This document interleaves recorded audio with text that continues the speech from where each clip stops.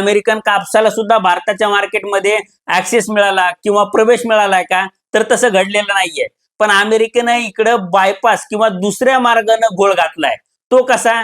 तर अमेरिकेनं 0% टॅरिफनं बांगलादेशला कापूस देण्याची तयारी दर्शवली आणि बांगलादेशचं जे टेक्सटाईल आहे ते टेक्सटाईल अमेरिका 0% दरानं विकत घेणार आहे. आता जर तुम्हाला जागतिक मार्केटचा अभ्यास असेल तर तुम्हाला माहिती असेल की भारताची आणि बांगलादेशची टेक्सटाईलच्या सेक्टरमध्ये खूप मोठी स्पर्धा आहे आणि अमेरिकन मार्केटसाठी मोठ्या प्रमाणावर ही स्पर्धा होत असते. आता बांगलादेशी टेक्सटाईलवर जर 0% टॅरिफ लागणार असेल आणि भारतीय टेक्सटाईलवर जर 18% टॅरिफ लागणार असेल तर अमेरिकेचं मार्केट हे भारताच्या हातातून पूर्णपणे निसटणार आहे, हे आपण लक्षात घेतलं पाहिजे.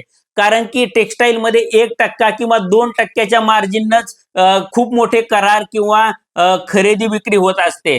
त्यामुळं 18%चं जर मार्जिन बांगलादेशला मिळालं तर त्यांचं टेक्सटाईल हे स्वस्त असणार आहे, हे साहजिक आहे. आणि त्यामुळं अमेरिकेचं टेक्सटाईल मार्केट हे भारताच्या टेक्सटाईल कंपन्यांच्या हातातून जाणार आहे, हे आपण लक्षात घेतलं पाहिजे.